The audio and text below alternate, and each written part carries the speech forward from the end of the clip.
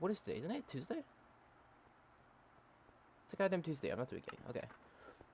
What games are queuing right now? Probably only Battle Box. Because on everything, okay, yeah, actually, like, my heart rate increased, and, like, my brain blanked. That's hilarious. Like, GG, bro. Alright, so, I haven't posted in, like, 2 months. In my defense, I've been busy with college and shit, but I am definitely, like, 110% gonna post, like, an actual video within the next, like, 2 weeks. Because I'm on break now, and that is dope. And I'm not working right now either, so I'm just, like, literally chud maxing and doing nothing every day. So it's dope. Sorry. I just haven't done a life update in, like, so long. Like, it's, like, kind of weird for me to talk about myself nowadays. But, I can definitely say, with full certainty, that my life has gotten a billion times better since the life update. And I am so grateful for somebody who has made my life a lot better. Basically, like, you know, 80% of the reason why I was, like, Megatron super depressed is because I was lonely as fuck and I had no friends. Also, I'm turning this down. This is so loud. My friends at the time, besides Pablito, you know, shout out Pablito, my day one GOAT, you know, forever GOAT. I can never hate Pablito. Everybody else in my friend group was just, like, actually a bot. Like, just not good people, not very, you know, encouraging or supporting of me, and in general, just, like, very inconsistent of friends. Like, they, like, one day, they, like, act like we're besties, and then, you know, they, like, actually want to talk to me, and then, like, the day after, they just fucking ghost my ass. I'm not gonna call names or name names anymore, but, like, I'm talking about my ex. So, like, future me knows, like, oh, yeah, that girl. Ugh. Stinky women, you know what I'm saying? But also, like, my ex-best friend as well, and then another one of my ex-best friends. How is this jump makeable? What is this? Are we serious? And so, like, basically, again, like, 90% of the reason why I was just super mega depressed is because I just didn't have people to, like, talk to, right? And also, I just, like, didn't feel comfortable, like, around people, because the only people I was talking to just, like, were bad. Like, they were just, like, anytime I would say anything or, like, talk about anything that interested me, I would get shushed or I would be told to kill myself or some shit, bro. And it was just not cool, right? So, about, like, I think I made my update video like the beginning of senior year. Senior year was a shit fest. I'm gonna say that now. I didn't make a.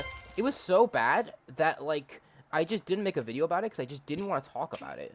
Like, basically, I'm gonna give you the rundown. I think I talked about this in my last video. I'm in a school. I was in a school news program, and it was, like, really scuffed my first year because they, like, basically fired our teacher, and they're, like, threatened to, like, get rid of the program, like, a month in. Senior year is the second year of the program, or my second year of the program, and they decided to bring back that same teacher that they fired. Great, awesome, cool.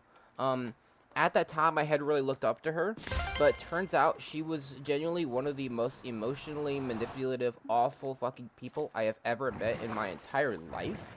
She should never be allowed to teach ever again. I genuinely don't think of like a worse person I've ever to me in my life. I think, like, out of all the bad people I've met in my life, you know, my ex and, you know, my ex-best friend, and, like, just all the terrible people that I've had to put up with, she might be the worst.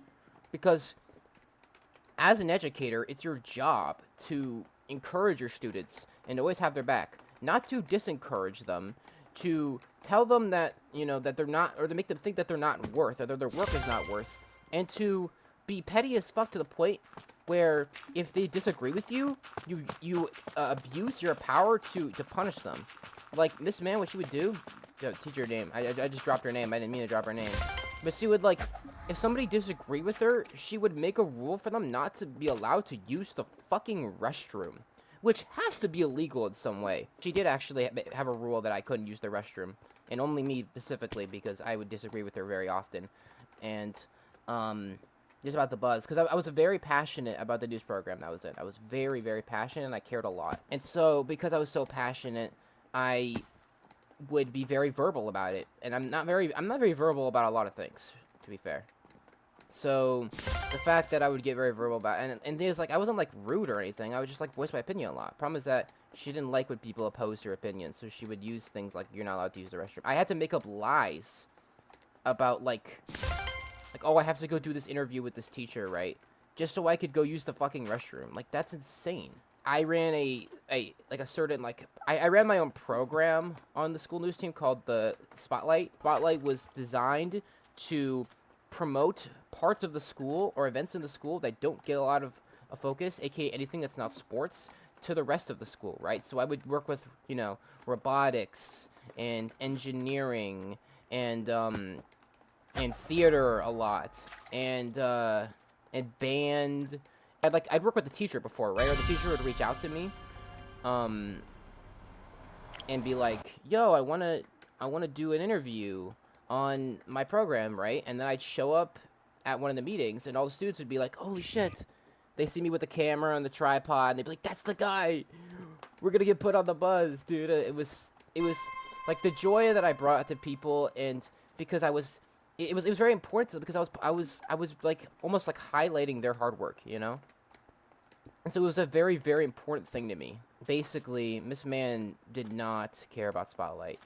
Because the thing is with Spotlight is that Miss Mann had a really bad relationship with a lot of people in the school, right? So what she would try to do is she would restrict certain spotlights I could do or like show if they had a teacher in them that she didn't like, which is super petty, right? And so I got into a lot of arguments because like she wouldn't tell me beforehand either, which also pisses me off, right? Like I tell her I'm doing the spotlight, right? And then I'd go and get the interview, I'd get the B-roll, I'd edit it, I'd finish the whole damn product while dealing with all my other work that I had that year. AP Microeconomics was one of the hardest classes I ever taken in my damn life, right? And then come time to release the episode, she'd be like, "No, you're not going to show that. We're not showing it," because it had a teacher that she didn't like. And not only was it a personal attack on me and on my hard work, but it's a middle finger to the students I interviewed who were super excited to get put on the buzz. And then I have to go and like break the bad news to them. "Oh, my teacher decided last second that we're not showing it."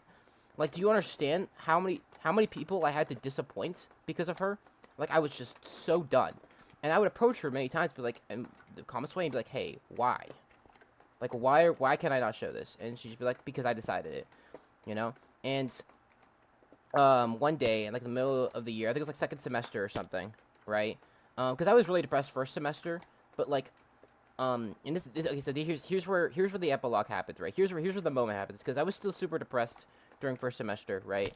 And I met somebody, who I won't mention because I don't want to make it like awkward for them. And I don't think they watch my YouTube videos anyways, but I met somebody who changed my life forever, low key, not forever, but like has changed my life in the past like for the past like 2 years, and I'm very grateful for her. And like she did ass like gave me motivation, And so second semester, I wanted to work harder, I wanted to be not only like a better person, but also just like I want to do something in my life, So I got really passionate about the buzz again because I wasn't super passionate first semester, and so second semester, again, Miss Mann tells me I can't show one of my spotlights. This was a spotlight with a guy named Mr. Alamar, who actually is working with my little brother now. My little brother's in high school, and he's on the engineering team. And I will always respect Mr. Alamar. He's very good to my little brother. He's very good to the people in the robotics team. He was very good to me and to the buzz. And I have massive respect for him, right? Problem is that Miss Mann didn't like him for whatever reason, because she would just get beef with everybody, right? It was so bad that she would get beef with the administration team, and the administration team like would use me as a way of messaging between her because she wouldn't respond to their emails. Now, I told the administration team, fuck no. Well, I didn't say that actually, but I told them no, that I was going to be their messenger, because I'm not putting myself in this position between the literal administration of the school and her, because that's not my responsibility. But anyways, I basically like stood up to her. Like one moment, she told me, "No, we're not showing it," or no, she wanted to cut out a specific part of the interview that had him in it. But the problem is that it was supposed to be advertising this competition, and the way that I'm advertising it wasn't through an interview with him where he explains how to get involved, right? So if I took the interview out, that kind of ruins the point of the spotlight. And I was trying to explain that to her, where she didn't want to listen to me, and she told me something that I just kind of like made me like explode. She told me that, the buzz is we have power over it, right? So we get to decide what goes on the buzz and what doesn't go on the buzz. which I massively disagreed with, right? Because my philosophy for the buzz was that we are a service to the school. You know, it is our job as the biggest outlet of news to, you know, highlight these great things that are happening at the school and to the rest of the school body, so that the rest of the school body can get involved, you know, and could do these cool things themselves, right? And so her deciding, you know, we get power to decide what goes on the buzz and what doesn't go on the buzz, like low-key made me like snap. And I told her, you know, I disagree with that, and I said, you know, why? Like why, dude? And of course she just didn't listen to me, and she ultimately I didn't get to put the full interview in, and I just crashed again. Are we serious? Okay, anyways, but Mr. Alomar, being the chill fellow that he wasn't super disappointed about it. I thought he would be, but he was like, no. I think he knows what that man was. He's like, no, you're good, Ryan. You know, you're good, man. But that happened. I stood up to my teacher, even though I ultimately failed, and I didn't get to put the full interview in. It felt, for the first time in ever, I think, actually, I felt good, you know? Like, I felt like I did something that was good for me and for myself and for my mental health, and I felt like I finally, like, you know, I felt like I had worth for once. Like, I was standing up for something that I cared about, you know? I wasn't just being a bitch and taking it anymore.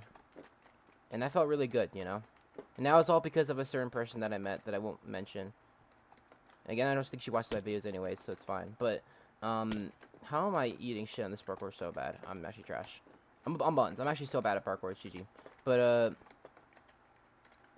it was all because of that one person, and I'm hella grateful for her, and I've told her that many times. And, you know, W human. And that was kind of the start of what would be the increase in my mental health. And, like, not only increase, like, the increase in, like, the improvement. That's the word I'm looking for. And I just want to say, I am so much better now than the last time I did a life update. Like, I'm actually, like, I had something really sad happen to me. Actually, I had two really sad things happen to me that kind of, you know, spiraled me back into my depression, like, really badly. But I've had time, you know, to deal with those things and to try to, you know, put up with them. But I lost somebody who was important to me, like, this time actually to death. Last video I said somebody I lost, air quotes, but they just stopped talking to me. But, like, nobody told me that he passed away because I was on vacation, and people didn't want me to know because they didn't want me to ruin it. And it was kind of a shock when I came back that he had died like 5 days prior, and nobody had told me. And newsflash, so he was a coworker, right? So my boss didn't tell me, or none of my bosses told me, because they didn't tell anybody who was on vacation at the time, because they wanted people to enjoy their vacations, because my bosses were really cool people, actually. So I mean, I really missed that job. But he was a coworker, older guy. I think he just had a heart attack one day, and just, you know, that was it. And he was dead.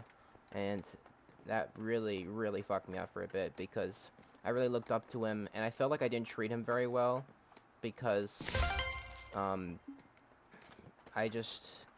got really prideful to a point with my job, because, again, this is the point where I was starting to feel confidence in myself, to a point where, like, I felt like I was hot shit, you know? Like, I felt like I was it, bro. I felt like I had the big ego now, you know? For a long time, I actually had a big ego, because I usually just hate myself, but I thought I was hot shit. I was a really good worker, like a really, really good worker. I got along with my managers really well. I was an overachiever or at least, yeah, I tried my best to be an overachiever. And also, I just really liked my job. It was really good for my mental health. But anyways, I got so obsessed with my work and trying to be the best worker that I could, that I kind of, like, ignored him a lot. And he would try to, like, talk to me and stuff, but I wasn't very good at conversation. I've never been very good at conversations. And so when he passed away, I felt like I missed out, you know, because I thought I was hot shit, and because I was so focused on being, like, the best version of myself, and I didn't focus on anybody else or really worry about anybody else. It really came to a shock to me that he had just passed away, and it was really sad. Like, it was really hard for me, because Like I said, I did the same thing with my dog, bro. I like I knew, but the thing is, I knew my dog was dying, and I still ignored him until he was dead, and because I just didn't want to face it, you know. I just didn't want to think about it, and that was I still a regret I have till this day that I didn't spend time with him. And I still regret not spending time with my coworker too, because he's gone now, and it sucks, right? And then that was really sad, but it took me time to like think about it and accept that like what I had done. I made a mistake by not talking to him, and I try my best now to really like stay close to the people I care about, you know, because any day they could just be gone, you know. Like I'm not gonna make that same mistake again, where I like push people away because I'm too busy on something, and then then they're gone, you know, and then I just lose them and I never get to talk to them again. So I really try to like talk to the people consistently that I care about, you know. Senior year, I graduated. Graduation just kind of felt like a chore because I didn't have any friends. So I'm gonna be honest with you, I just didn't have any friends. I like real life friends at the end of high school, and that was fine with me. I graduated and it was cool. It was done. It was GG, right? And I guess I could talk about college now. So the college experience was interesting for me, like just choosing. My parents were low-key doubting me a bit, but you know, it is chill. At the end of the day, I love them, and I know that they believe in me. But I applied to like 12 or 13 different colleges, and my mom specifically was worried about my college essay because my college essay. This was senior year was a very emotional time for me because I was finally for once looking at myself and identifying what was wrong with myself and what I had to work on and what I had to improve on, and you know, deciding what I wanted to do, like who I want to be, right? And so my college essay was a very personal thing, right? Because, and this was also around again the same time that I had met that person that changed my life, W Goat, right? And so I wrote my college essay, and I'm just gonna say this: I don't think she'll ever watch the video, but it was about my ex, right? And specifically about the feeling of being replaced by somebody that I really cared about. And as you know, I've talked about it before. I did not treat getting replaced very well. Getting replaced by my ex was like the worst thing that ever happened to me because I turned into the worst version of myself. I became a hateful, awful, angry, just all the time annoying and just insanely toxic person. I became a very toxic person. Again, still to this day the worst version of myself because I was just so upset with the world that the person that I had spent so much time caring for, and you know, like this person had become a part of me, and just for her to throw me away like I was garbage instantly the minute that some, you know, more attractive guy came along. And also that guy happened to be my best friend at the time of 4 years. It was just the worst thing I had ever had to go through, and it made me hate myself and hate the world. And that's ultimately was like really like was the catalyst of my depression for like, I mean, I was depressed as fuck before, but like, God, it was bad for me. My college essay, I wrote about not only about the terrible things I did. I was very honest with the college essay about like what kind of person I had become. But I wrote about my epiphany I had recently, and about an event that happened to me that I also want to talk about because it's very personal. That changed my outlook on life and on myself, and it was very personal about like, you know, what I want to be and what I want to do, and you know, looking at what this had happened to me and like deciding this is not who I want to be, right? I want to be somebody who is, I think the words I used were stronger and kinder, right? And so I worked on this essay for like 2 months, and I had never at this point told anybody in my life except for any of my online friends, obviously, about my ex. My parents didn't even know that I had a girlfriend. They didn't even know, because at the time that I had a girlfriend, I was an emo chud. Freshman year, I hated my parents freshman year, but like, who doesn't hate their parents in freshman year? That's just puberty, right? It is what it is. Looking back, I was way over dramatic, but also in my own defense, there's also a point where like my dad had just retired and he had no outlet to vent his anger through, and so I did not get along with my dad at all. And that's also something I haven't talked about much as well, is that I had a really problematic relationship with my dad, but again, I feel like at this point, who doesn't? And freshmen in their puberty ages, right? But also, it's just like my dad is he's a very get loud and yell in your face kind of person, you know, when he gets angry, right? And a lot of times, he's just not angry with you. He's just angry at something that's happened to him, but he just takes the anger out on you, you know, which is something that I realized I was adopting. You know, that was something that I had realized about myself when I was looking at myself in senior year, is that I was adopting that trait of my father's, of taking out anger on people that I cared about. And that's ultimately what I did when I got replaced by Ellie. Like, I literally screamed at her on the phone and called her a whore and called her all these awful things that I shouldn't have said because I was just so angry that, and oh no, I was just hurt. I was hurt, right? And I took it out on her, right? Which, I mean, looking back, was just not the mature decision, you know? And it wasn't the cool decision, right? And it wasn't only her I took it out on. I took it out on a lot of people that I should have taken it out on, right? I like stopped hanging out with my little brother, and I know I'm supposed to be a role model for him, but I just didn't talk to him for like the entirety of like my sophomore, junior year, really my freshman year at all. But senior year, I tried to, again, senior, it was a year I was trying to like improve my life. I tried my best to try to rebuild my relationship with my little brother, and I think it's a lot better now. I want him to know that he can trust me, you know, and that he can talk to me, because he's going through, you know, he's going through sophomore year right now, you know, and I want him to know that like he has me as an outlet, because I didn't have anybody in sophomore year. I had me and me only to deal with 2 terrible toxic relationships, and then my dog getting cancer, and I had to put him down. It was just, it was awful, right? I had only me and I think also like because I had only me, it was like also a large contribution to my decrease in mental health. But anyways, I wrote about that time in my life, and I had never told anyone about it. So when I had to show it to my parents ultimately, because you know they're not gonna let me submit an essay that they haven't read, it was very, you know, awkward for me. But it felt good too.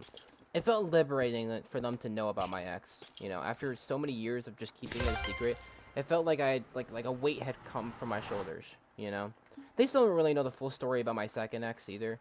They don't know that I actually even dated her. They know that she was evil as fuck. But I mean, did I really even date her? It was so complicated. She would change how she felt about me every day. It was like that situationship, you know.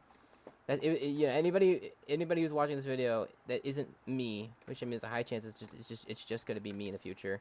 Y'all know about that situationship, bro, or maybe you do or don't.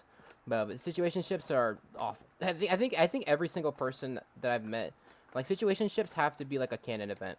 Now, naturally, my parents didn't want me to submit this essay because it was a very risky essay. I was being very humble and very real with myself. And, you know, being very blunt and telling the people, hey, I was not a good person. I did these horrible things. But I want to be better. And I'm working as hard as I can to become somebody who is better, right? And so it was a very, I don't want to say risky, but it was just very, very humble, right? And my parents didn't want me to submit it because that's not the traditional college essay either. It's not a traditional essay, right? Most college essays kind of range between 1, a mega sob story about people talking about the hardships they faced, right? Or 2, just a glaze. Like, you're just glazing yourself, and you're talking about all these cool things that you did, right, that ultimately they're not going to care about. Or they could just look at other things and, like, realize that. So my mom, because she had no faith in me at that time, which is chill, but I think she realized after that she can have a little more faith in me, which is nice.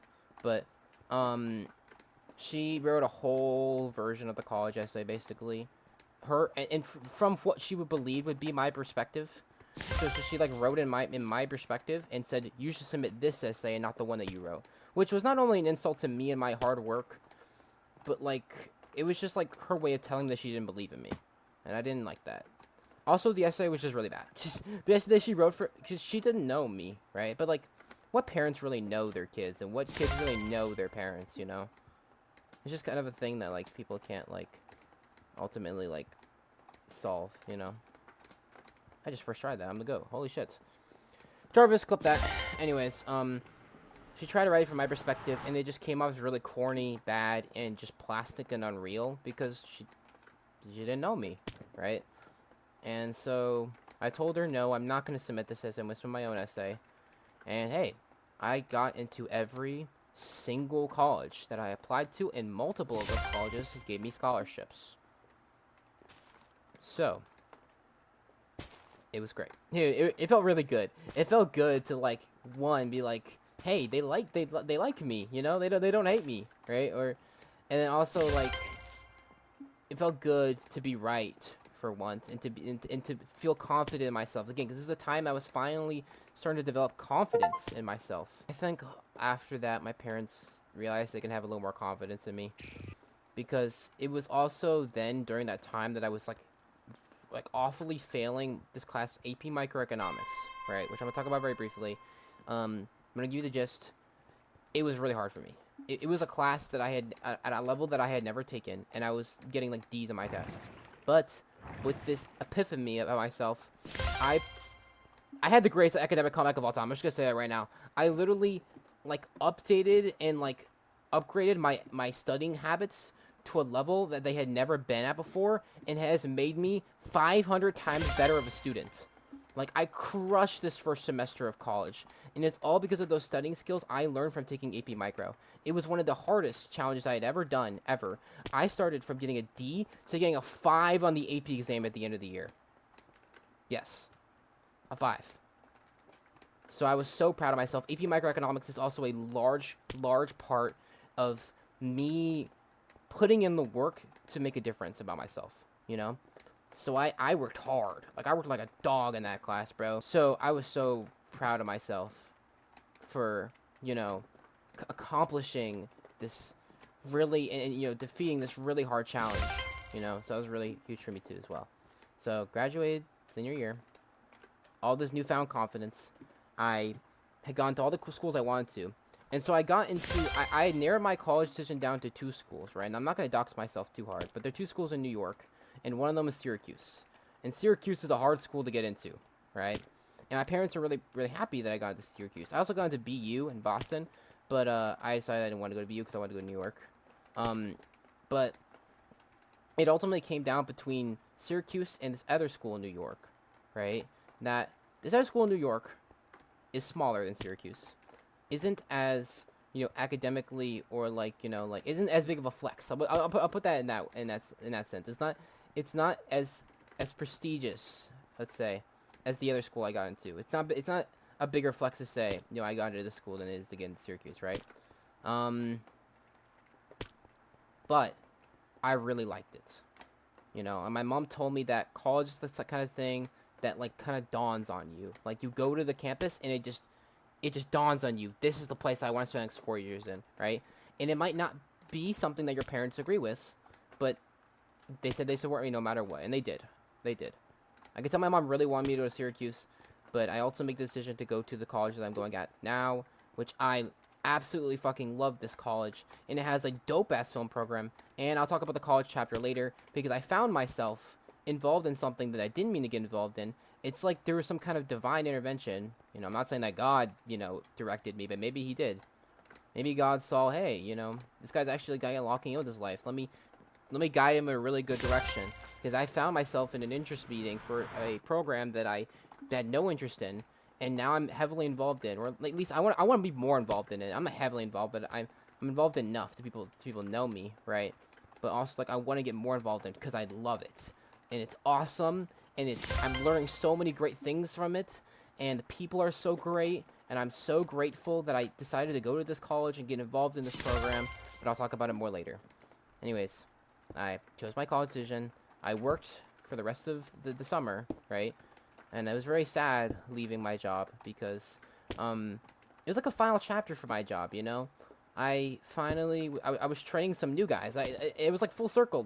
They made me a trainer, right? So I started training a lot of the new kids we had gotten on cleaning, because cleaning was the best thing I think I was best at in the department. I was like I was easily top 5 cleaners in the whole store, right? And I take a lot of pride in that, right?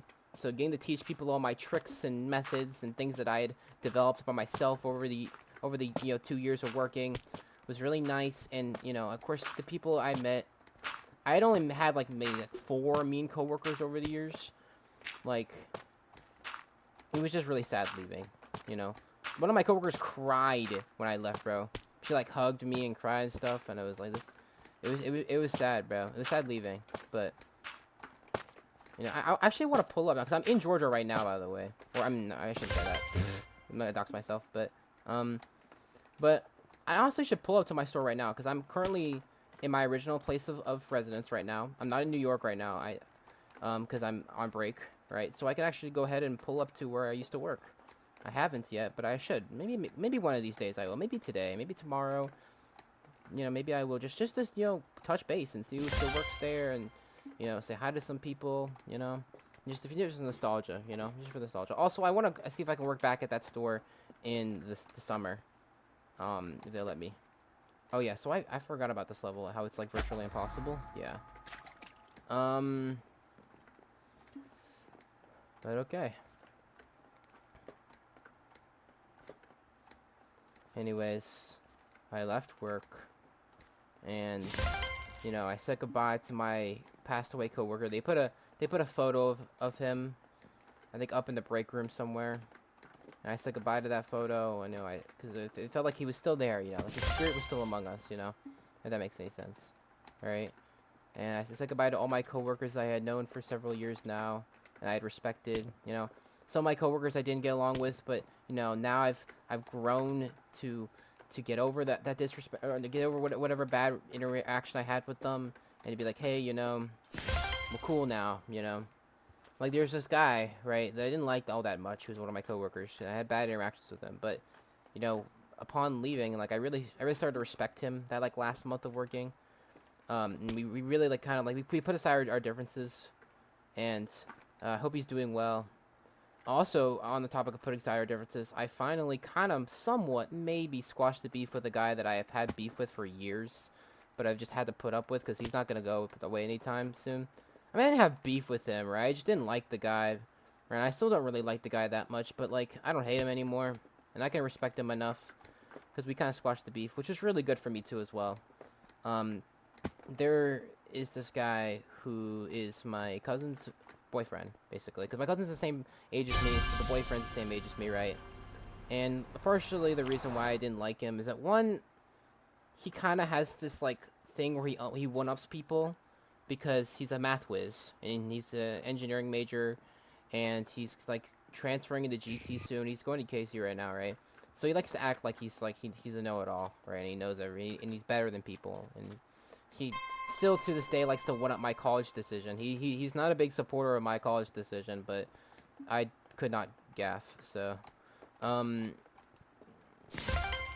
I think a big reason why I didn't like him for so long is because my parents, freshman year, it was a rough time for me. My parents would constantly compare me to him, and they would treat him like a son that they were proud of, and they would act like they weren't proud of me.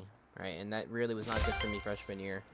That was like freshman year and sophomore year were peak suicidal thoughts, So, but recently Thanksgiving, like, literally just last Thanksgiving, we squashed the beef, or kind of squashed the beef. I mean, I like last Thanksgiving for the first time ever. I like talked to him about something that wasn't college related, because like God, having a conversation with him that has to do with college is like brain cancer. Because like it's insane. He just thinks that he's especially because he doesn't support my college decision at all. Like, it's like, bro, shut up, like. But like, if you talk to him about literally anything that isn't college based or like school based at all, he's a chill ass dude. And I realized that like last Thanksgiving. I'm like, this guy is just a dude. He's just a dude. He's a dude that I like never actually got to talk to about like literally anything that wasn't school related. So I think we're chill now, or at least like I'm chill with him, because I don't think he had any beef with me ever. He just he one-ups me, and that gets to me. But I'm chill with him to the point where I've kind of like realized that he's just a flawed guy, and that's how it be. I'm a flawed guy too. I can't be criticism for one up people, even though I am just as much as a chud asshole who loves to talk about himself. You know, like I'm no better than he is, right? I'm just, you know, we're all just flawed people. You know, so real kind of having that realization about him is like, you know, I don't have to hate this guy. I don't have to like him. I don't have to dislike him. I just kind of have to respect him and be like, yo, this guy, he's just a dude, you know? So that was really good and nice for me as well recently. Just like a lot of really good things have happened to me recently. College, I was so terrified because I was going far. I live in the South. I won't say what stakes. I'm not going to dox myself, right? And I'm going all the way to New York on my own, by the way. And so it was a very, very scary thing for me. And ultimately, I think for like a little bit, for like the month leading up to the beginning of my first year of college, or my first semester of college, I regretted my decision. I regretted it. I was like, fuck, why did I choose to go all the way to New York? Because I was so homesick. I was so homesick, right? And I think what the peak of the homesickness was is that the school I go to, their like not welcome week, but like their orientation is done in person, and you stay on campus. So it's a week. Okay, I think it's like a 4-day long orientation, right? And you stay on campus for it, right? So we went to New York, and for 4 days I was completely on my own. My parents were in New York. They were in a hotel, and they were just like exploring New York for those 4 days. But for 4 days, I was completely on my own for the first time ever in my entire life. Completely on my own. I had to find a way to get food for myself. I had to feed myself. I had to get myself out of bed, and you know, I had a roommate and all these things, and I had to figure out how to like navigate a college campus well, not never, but I had barely ever been on, only a few times. Like I didn't have a good sense of where everything was, and it was terrifying for me. And ultimately, like by the final day, I was missing my parents so much. And so I was thinking back in my head, how the hell am I gonna do this for 4 years? You know? Now I got really lucky, and I think that again, back to the God conversation, I think he kind of looked out for me. Because the thing is, I cannot function without a space to myself. It's just how my brain works. I have to have my own safe space where I can just completely be alone. And so my roommate, who's going to be my roommate, decided last second to commute. So I don't have a roommate, right? But I still have a suite mate, right? Because my living situation is right now is that it's a suite, right? So it's 2 duo rooms right next to each other. And then there's a bathroom that we share and a lounge, like a living room, basically. I have my own place to myself, which is really good for me, right? Also, I haven't talked about this because I don't want my family to worry about me, but like, I was really homesick. So much so to the fact where like my mom had only come with me to New York to like move me in, right? Not my whole family. And so once I was fully moved in and I had everything, and it was the last day and it was time for my mom to fly back to New York, we got some like dinner. We got some lunch together on campus, and like, like, she started like crying a little bit, like at the end there, because she wasn't gonna see me till October or whatever. So it was like 3 months I was gonna be on my own, because she was gonna come in for October because that's like the family visit day, and I'll talk about that time too, because something really bad happened around that time that also kind of almost spiraled me back in my depression, but also it was just like the whole thing, you know. But once my mom had left and I was fully on my own, I did actually cry in my dorm room. Like I was gonna cry in front of her. We were hugging for the last time or whatever. I was going to, but I held it back because I really didn't want her to see me cry, because I really didn't want her to worry about me, you know.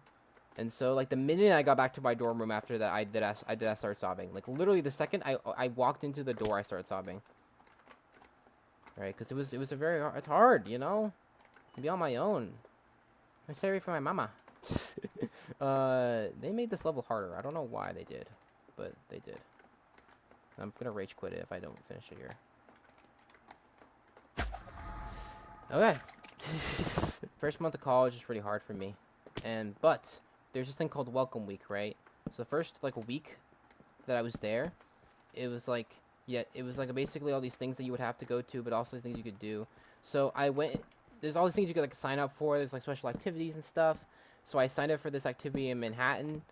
That's where I met my friend who I mentioned earlier, the director who I helped with a short film. I acted in it. And I met some cool people during that Manhattan trip as well. And yeah, and then semester started.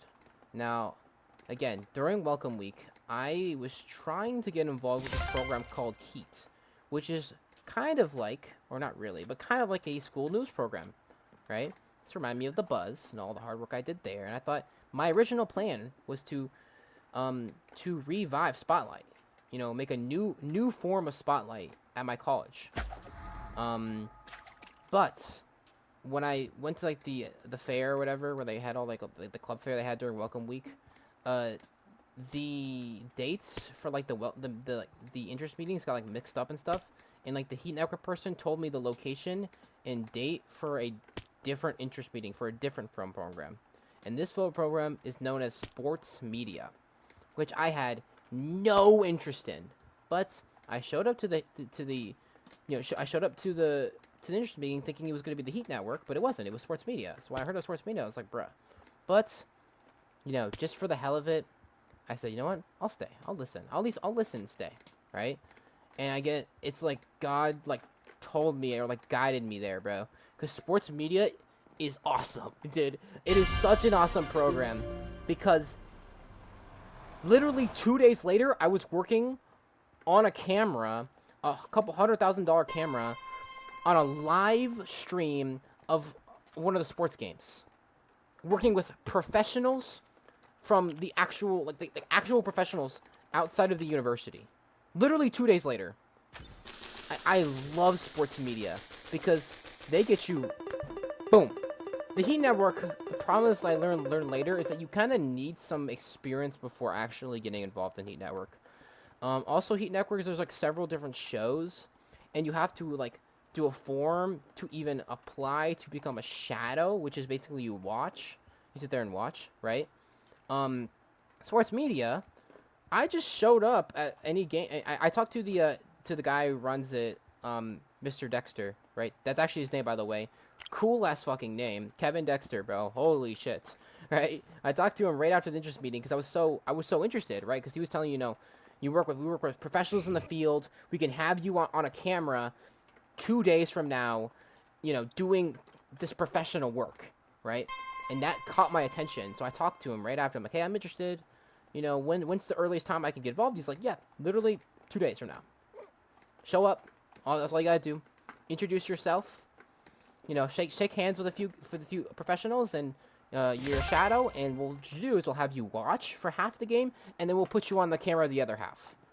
I was like, dude, they're like.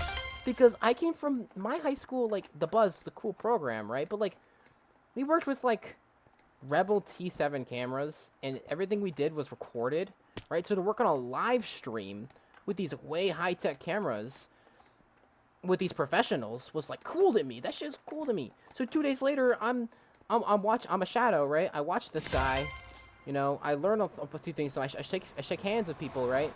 And then I'm on a camera, bro, on a live stream. And I learned all these things, all these roles, like the technical director, and also like sports media. Working on live streams as opposed to recorded media is kind of thrilling. I'm not gonna lie, because like it's like in the moment, all of these things are happening, and you have to like stay locked in because it's live, and you have to try to catch all these things that are happening in the game. And like I said, it's very thrilling, and it's very engaging. It also be kind of punishing though if you make a mistake. It could be very punishing, but still, you get better. I made a few mistakes, But ever since then, I've been trying to get involved as fuck as I can in sports media. And even recently, for the first time ever, the last game I did, I had a shadow.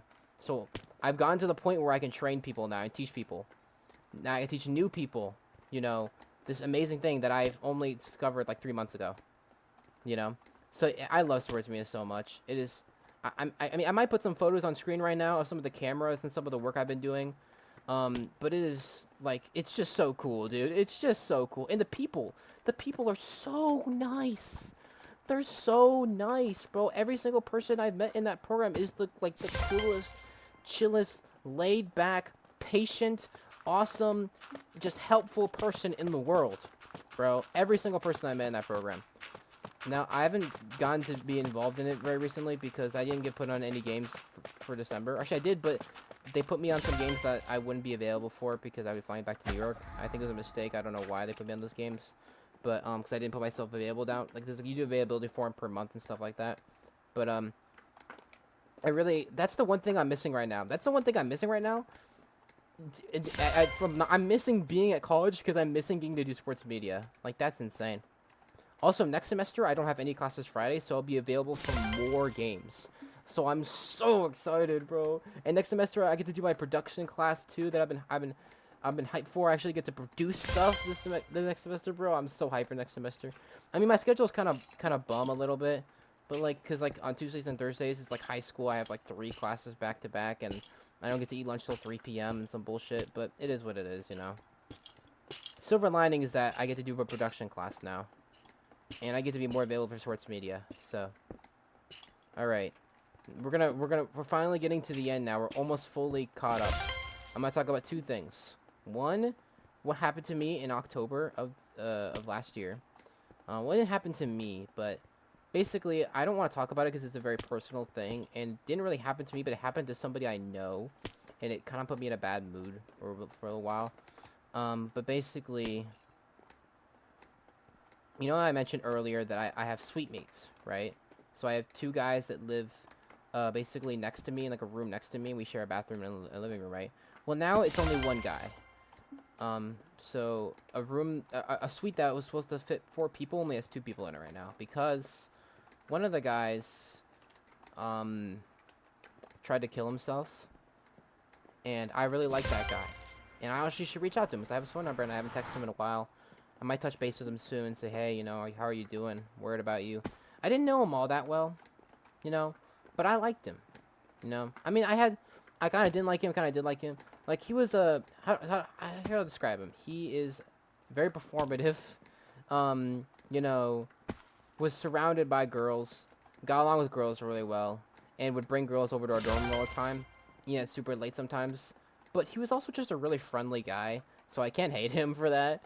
Like, you know, like shit. It's like that. Like he was like Scott Pilgrim basically. He also played guitar and stuff, which was super dope. He was like Scott Pilgrim. I never think he was just Scott Pilgrim, right? But he was just a really friendly dude. I hadn't seen him a couple days. He like disappeared for a couple days, and apparently he got stuck in like a facility, basically like a mental facility, for a few days. And then his like mom and like stepdad, you know, and his mom and dad are pretty cool. I met his real dad too, because his real dad showed up to the campus, and he was in the dorm, and I met him and shook hands with him. But basically, I didn't know you could do that, Skip. I just watched this guy do that. But basically, his mom and stepdad showed up and helped him like unpack his stuff, right? And you know, I like had a very brief conversation with them. Like, hey man, I'm sorry. You know, that sucks. And I gave him a hug. You know, say, man, you need a hug. You know, if you ever want to talk, you got my phone number. I hope he's doing well. I should text him. But I don't think he's coming back. I asked him if he was coming back because he left the rest of the first semester, and I assumed that at first I misinterpreted. He said they're making me leave. I thought that meant like the university was making him leave, but like after thinking about it, I think it meant his parents, because, and that's what, and I only realized that because I told my parents about it, and they're like, yeah, no, probably his parents, because my dad, he called me after I told him, and he's like, hey, you know, if you ever have thoughts about suicide, like, tell me, you know, and I'll fly up to New York instantly and check up on you, which I really respect my dad with, you know. You know, I've had a problematic relationship with him in the past, but you know, we're chill now. But again, I feel like everybody has a problematic relationship with their dad at some point. I feel like that's just like a canon event that just happens. How am I supposed to hit that triple neo or that triple head hitter? I don't understand. But it put me in a really bad spot because it made me think about, you know, sophomore year and junior year when I was thinking about suicide. And I texted that important person. That person, I haven't talked about her much, but the person that changed my life, I texted her and talked to her and stuff about it. You know, she talked to me about it and stuff. She's a very supportive person, and you know, was really good at listening and stuff. And over time I thought about it. And, you know, also the thing that pissed me off a lot is that there was this girl, right? This girl goes to my college, and she was very flirty with my roommate who killed himself, or tried to kill himself. Not, he's still alive and well to this day, thank God. At least I hope so. I haven't texted him in a bit, but maybe I should. She was very flirty with him, very close with him, and ultimately what she did after he left the university is she made it all about her. And one thing I think that irked me the most is that, one, you're making a dude's suicide all about you, but two, she kind of reminded me of myself a little bit, because I tend to do that a lot. I tend to see other people suffering, and I tend to make it all about me. That's kind of what I'm doing right now, you know. And it made me it was like looking at her was looking at like the past uglier version of myself, you know. But also she literally, it reminded me of sophomore year, because my ex in sophomore year, the girl after my first ex, would just make up lies about me. Specifically, like, stuff like being emotionally manipulative and, like, being abusive and stuff like that. And so she told a bunch of people, or not, she just lied. She spread rumors about him. That's what she did. After he left the university, she made up all these lies about him, like stalking her and her having no affection towards him, which I know is not true, because she would knock on our damn door every single morning. It was like 7 in the morning one day. I was doing my laundry. I was in my pajamas.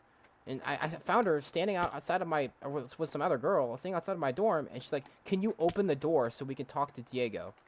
You know, Diego was asleep. No, I shouldn't have done that, but I did open the door for them, and they did jump in while he was asleep. But, like, Diego's the roommate, by the way. I didn't say his name. The roommate that is no longer at the university with us. And she would cuddle with him on the couch in our living room and stuff. And she would flirt with him all the damn time. And so she doesn't get to go walk around and say that she had no interest in him. And she just ruined his reputation. And she made it all about her. And she literally bragged about being apparently the reason why he tried to kill himself. Now, I'm not sure that she was the reason. She may not be the reason. She may be the reason. She may not be the reason. But you don't get to walk around and brag about it. That's what she did to me. Like, I hadn't talked to her in a bit. She walked up to me because I shared a class with her. She walked up to me and was like, "Hey, you know, the reason why Diego tried to kill himself? Because of me, by the way." I'm like, "Do you want a fucking cookie?" I didn't say that to her. I didn't really approach her about it. I haven't approached anybody about it. I stay quiet because I'm afraid at first, you know, because she has more popularity than me. It's her word versus mine. She could easily just cook my reputation. So I stayed quiet about everything, but she sees me every now and then and goes, "Hey, Ryan," and I go, "Hi," but I do not fuck with her. I do not fuck with her, bro. But that happens. I hope he's okay. I should reach out to him after this recording. But now I want to talk about the very last thing that ultimately saved me, that I've been talking about this whole video, that built up to the person that I met, right? I think it was October of my senior year, right? It was, you know, the start of my, you know, first month of my senior year, right? I had terrible friends, as usual. And I was depressed, and I was lonely, and I was sad, and I was not okay, right? But I met this person who introduced me to new friends, and I ultimately ended up getting in drama with those friends, and I had a really bad time with those people. And I was for sure, like, after I got thrown out of that group, I was for sure, like, convinced that she wouldn't want to talk to me anymore, and that she would hate me, because I was used to losing friends like that. So I stopped talking to her. You know, I didn't text her for like a month or whatever, and I didn't interact with her for like a month, because I thought she didn't want to talk to me anymore. You know, and by the way, like, the beef I got into with her friends wasn't even valid, because I didn't even do anything that relatively wrong, and I try to fix it to the best of my ability. I still have to this day. The drama that happened, you know, about a year ago still affects me to this day. People still talk about it, and it's like, but I try my best. Like, I reached out to the dude that I had the drama with, and I tried to squash the beef with him, but he never responded to me, and you know, ultimately it like dawned on me that these people just lived for drama, and they started the drama with me because they live for it, and they love drama, and I just figured that she wouldn't want to talk to me anymore. But, you know, that after not talking to her for a month, you know, she texted me and said, "Hey, you know, why didn't you text me?" And I was like, "I thought you didn't like me." She's like, "No, I don't care, you know." You know, she could have easily, on everything, thrown me away. right? But she didn't, and she gave me a second chance, introduced me to a different group of people who I now talk to every day, and are the kindest, nicest, most patient, and most accepting people I've ever met in so long, and I'm so happy to have met them. They're in my most recent YouTube video, I think. The most recent YouTube video I posted recently, the Bedwars video, and there's like Wes, Vert, and like Al and Marshy are on that video. Those guys are awesome. I love those guys. I don't think they'll ever watch this video, but if they're watching this video right now, like, I love you guys, bro. You guys are so awesome. You guys are, like, my friend group before was awful, and it was because of that my mental health was like shit. But like meeting these guys was, it low-key saved me, you know. It low-key saved me because I'm in a whole new friend group now that is accepting of me and, you know, supporting, and ultimately just I feel comfortable for once with a group of people, and that is really good for me, you know. I never thought that I'd actually like make friends that I could like trust, you know. And now some of us are talking about meeting IRL because it just so happens that me and two of the other people just happen to live in the same state with like 40-minute difference between all of us. So we're talking about going roller skating. I'm gonna fall on my ass if we do. On everything, I'm gonna fall on my ass and I'm gonna lose my aura. It's gonna be so quick, dude. It's gonna be, but it'll be fun though. But it will be cooked for me. It'll be fun for them and it'll be cooked for me once I fall on my ass. But I don't know if we'll do it. We're talking about it. We have the whole next like 2-3 weeks. All of us are still free until college starts, because 2 of us are in college out of the 3 of us that live in the same state. So we're talking about it. I hope we do. I'm down for it. I'm a little nervous though because I've never met an online friend in real life. I never have. And in reality, the guys I'm meeting up with, I haven't really even known longer than like, I've only known them for like 3 months on everything, 3 or 4 months. But still, like, I trust them, you know. I think it'd be fun. I'm down for it. But basically, yeah. Okay, long story short, because I met somebody who could have given up on me, but didn't, and, you know, kept introducing me to friend groups, and I met a very group of healthy people, it kind of sent me down this path of self-improvement. And I've improved so much over the years. I'm a much happier person now. I'm a little bit more late. Okay, I'm not gonna lie to you. I've been lazy as fuck the past 5 days. I could have posted a YouTube video, but I just haven't because I've just been chud maxing. But I'm not gonna chud max anymore on everything. Starting today, January 6th? During today, January 6th, I'm gonna try to post a lot of YouTube videos, or at least I'm gonna post like 3 videos. I'm thinking 3 or 4 over the next like 2 weeks. And actually, I've been on other people's YouTube channels as well. Somebody in my friend group, shout out Tara the Goat. He has a YouTube channel as well, and I've been on his videos recently. So I'm actually probably gonna link him right now, or maybe I'll put him on the screen right now, and I'll put his link in the description. Check him out. I'm in a lot of his videos as of recently, and that's pretty fun. And then check out Vertical the Goat. He's also one of my friends, and he makes music and stuff, and he's like super talented with FL Studio. And I respect him heavy for that, bro. I think it's time to end this video now. I don't know if anybody's made it to the end, you know, congrats. I think the only person possibly that I'm talking to right now is gonna be myself in the future. Hi future me. I hope things stayed good for me. If they didn't, you know, if future me is watching from a sadder, more depressing time, you know, just remember that at the end of the day, you're low-key the GOAT. And it is completely on you on whether your life is bad or not. It just ultimately is. Because I've learned, if I've learned anything the past like year or so, it is me who has the power to change my life. You know? For the longest time, I mean, ultimately it was that person that sent me down that path. But, like, it was ultimately me who had to lock in, right? And, like, you know, work hard and actually, like, improve my life and my mental health, right? Which I'm sounding really ironic right now because, again, I've been chud maxing for the last week and doing nothing, but I need to lock in on everything. Goodbye, I guess. Actually, wait, let me do this like a professional Minecraft YouTuber, bro.